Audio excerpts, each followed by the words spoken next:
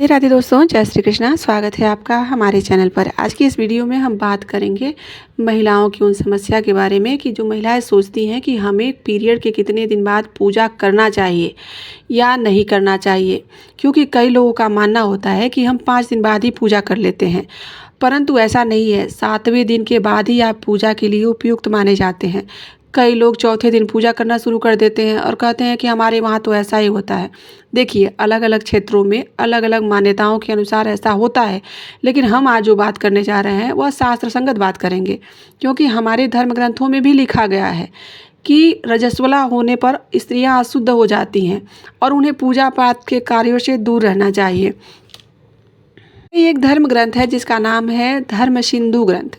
उसके अनुसार मासिक धर्म में कितने दिन बाद पूजा की जा सकती है, यह उसमें पूरी विधिवत लिखा गया है और यह प्रामाणिकता के साथ हम आपको बता रहे हैं। वरना देखिए, हमारे शास्त्रों में यदि नहीं लिखा गया होता या हमारे शास्त्रों या ग्रंथों में हमारे भगवान के विषय में अगर नहीं बताया गया होता तो हमें कैसे पता कि भगवान शंकर किस प्रकार दिखते हैं।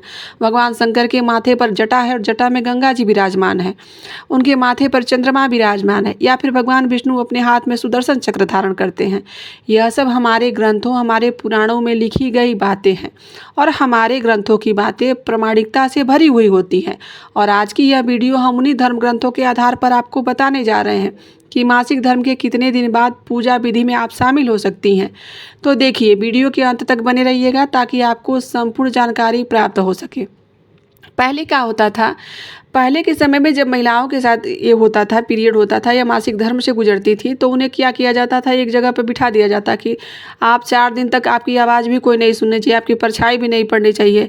परंतु आज की आधुनिकता के युग में बाहर निकलना या फिर किसी के आसपास न हो पाना यह संभव ही नहीं है, क्योंकि महिलाओं के हाथ में बहुत सारे कार्य हैं और अब संयुक्त परिवार रहा भी नहीं कि एक आदमी नहीं करेगा तो दूसरा कोई कर लेगा।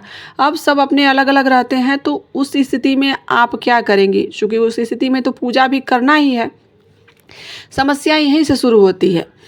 देखिए, क्या होता है कि आप 3 दिन बाद आप शुद्ध हो जाते हैं। पति के लिए आप 4 दिन बाद उपयुक्त हो जाते हैं। 3 दिन तक तो एक आप एकदम अशुद्ध रहेंगे।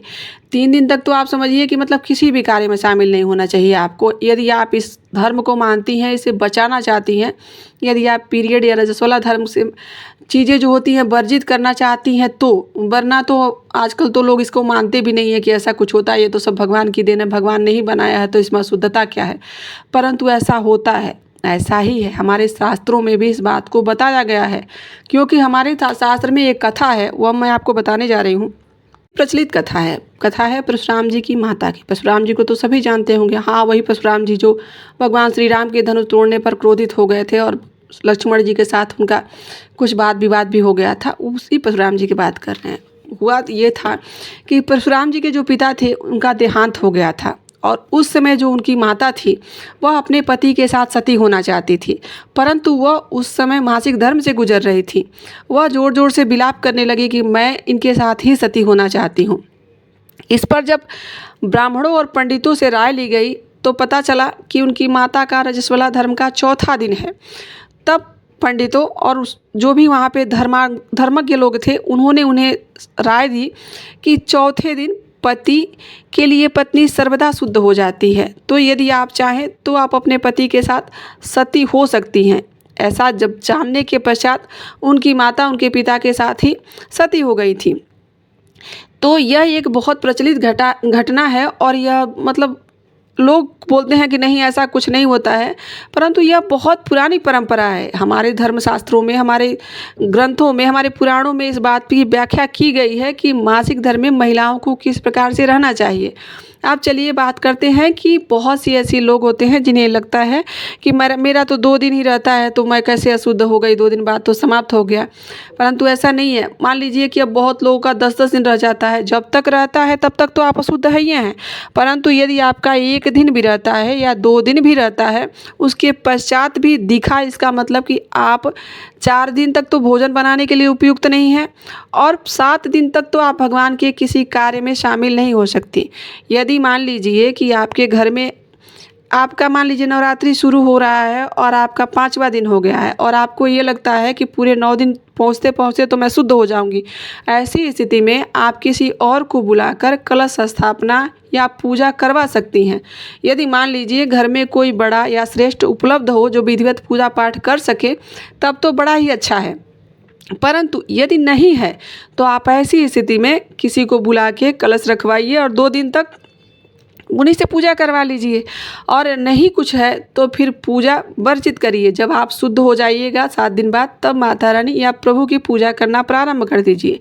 एक चीज़ और है, अगर मान लीजिए कि आपके घर में पूजन का कार्य शुरू हो गया है और आप रजस्वला वाली स्थिति में हैं, तो आप उस पूजन के आसपास भी नहीं भटकें। देखिए क्या होता है कि जब हमारे साथ चीज़ें खराब होती हैं, जब बिगड़ती हैं, तब हम याद करने लगते हैं कि हमने क्या खराब कर दिया था। परंतु जब तक अच्छा अच्छा रहता है, हमें लगता है कि भाई ये कुछ भी नहीं है। हमारे ग्रंथों में एक बात का और वर्णन मिलता है कि यदि मान लीजिए अब चौथा दिन आ गया है या फिर आप स्वस्थ चौथे दिन जब आ जाता है, तो पहले के लोग तो बोलते थे कि 60 बार मिट्टी लगाकर फिर स्नान कर लीजिए।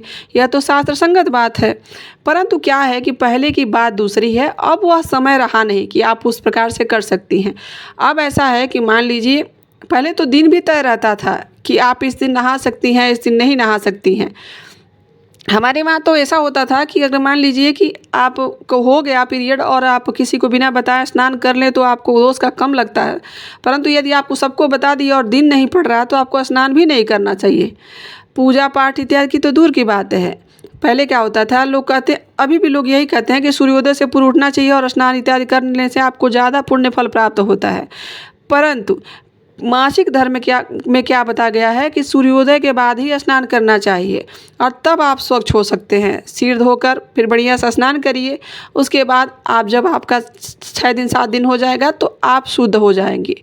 यह चीज़ में अपनी मनमानी आदमी करे तो वो दूसरी बात है, भाई आधुनिक लोग हो गए हैं, वो बात दूसरी है। परंतु यदि आप पूजा पाठ या धर्म में मानते हैं तो सत्यता यही है कि आप 7 दिन के पहले ईश्वर की पूजा करने के लिए शुद्ध नहीं होती हैं। बहुत जगह पे ऐसा मानना है कि आप 5 दिन के बाद माता रानी की पूजा कर सकती हैं या फिर माता रानी, परंतु माता रानी हमारे घर की कोई महिला तो है नहीं कि चलिए 5 दिन हो गया तो हम उनको छू सकते हैं या फिर कर सकते हैं पूजा। माता रानी भी तो ईश्वर ही है ना, वो तो जगदम्बा है, आदि शक्ति हैं। तो उनको हम क्यों 7 दिन के पहले ही छू दें, उनका कलश स्थापना कर लें?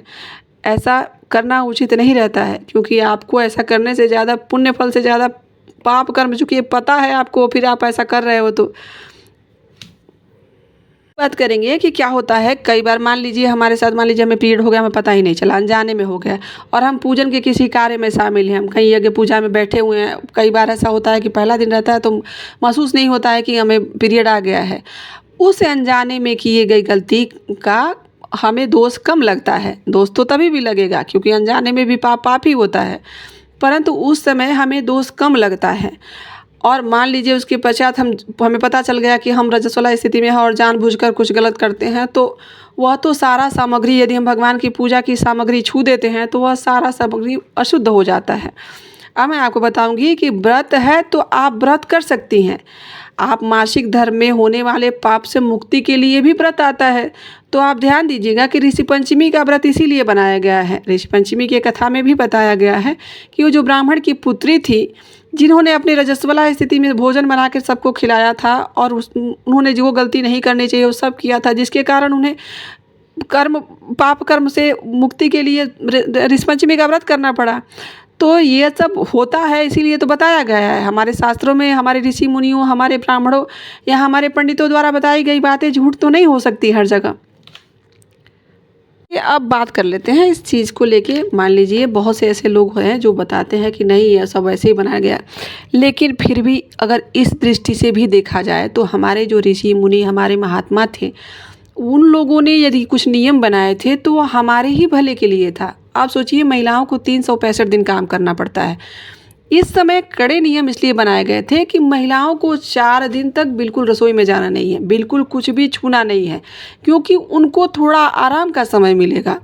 पूजा इसलिए वर्जित किया गया था कि आपका मन शांत होगा। मान लीजिए गृह कार्य में आप लगे हुए हैं, फिर उसी में पूजा का भी है, फिर बच्चे छोटे हैं, उनके टिफिन है तो स्कूल है, तो उस सब में लगे रहते हैं, तो आपके पूजा में आपका मन नहीं लगेगा। और यह 4 दिन जो आपको प्राप्त होता था, हमारे ऋषियों ने बहुत सोच समझ कर इस काम को किया होगा। इतने कठोर नियम इसलिए बनाए होंगे क्योंकि 4 दिन क्या होता था पहले कि 4 दिन महिलाएं दिखती नहीं थी और बना बनाया भोजन उन्हें दे दिया जाता था। वो जहाँ रहती थी वो सब कुछ वहीं पहुँचा दिया जाता था जो उनकी आवश्यकता की चीज़ें थी, तो उनके आराम का भी हो जाता था और उनका मस्तिष्क भी शांत रहता था, क्योंकि उनके दिमाग में भी चलता था कि भाई वो भी चलता था कि इस समय हमें कुछ नहीं करना है, हमें हम छुएंगे तो हमें पाप लगेगा, तो पाप दोष के डर से वो कुछ करने नहीं जाती थी। वरना जो कार्य करने वाली महिलाएं वो कहाँ आराम से बैठने वाली हैं, वो किसी भी स्थिति में रहेंगी, बुखार हो, सर दर्द हो, तबीयत खराब हो, उसी में कुछ ना कुछ करती रहेंगी, लगी ही रहेंगी। तो इसके लिए भी कि उनको कम से कम महीने में 4 दिन तो आराम मिले, इस चीज़ के लिए तो ये बनाया गया था कि 4 दिन तो आप भोजन बिल्कुल नहीं छू सकती, आप रसोई घर में प्रवेश नहीं कर सकती, आप किसी श्रेष्ठ को छू नहीं सकती। हाँ, पति के साथ भले रह सकती हैं चौथे दिन से, परंतु आप किसी बड़े बुजुर्ग या फिर सास ससुर घर में कोई श्रेष्ठ हो, आप उसको स्पर्श नहीं कर सकती। हमारी जो बनाई हुई शास्त्र संगत चीज़ें हैं, जो हमारे पुराणों में लिखी गई बातें हैं, वह ऐसे बेकार नहीं है, उनके पीछे कोई ना कोई लॉजिक ज़रूर है, यदि हम ध्यान से पढ़ने जाएँ और उसे ना काटने की इच्छा हो तो। वरना काटने के लिए तो हम हर चीज़ को काट सकते हैं कि नहीं ये ऐसे नहीं होता है, ऐसे नहीं होता है, ये गलत बताया, वो गलत बताया, विरोधाभास तो हर चीज़ में होता है ना। तो दोस्तों इसीलिए शायद हमारे महात्मा, हमारे ऋषियों ने इस चीज़ को बनाया था कि भाई कम से कम 4 दिन महिलाओं को आराम मिल जाए।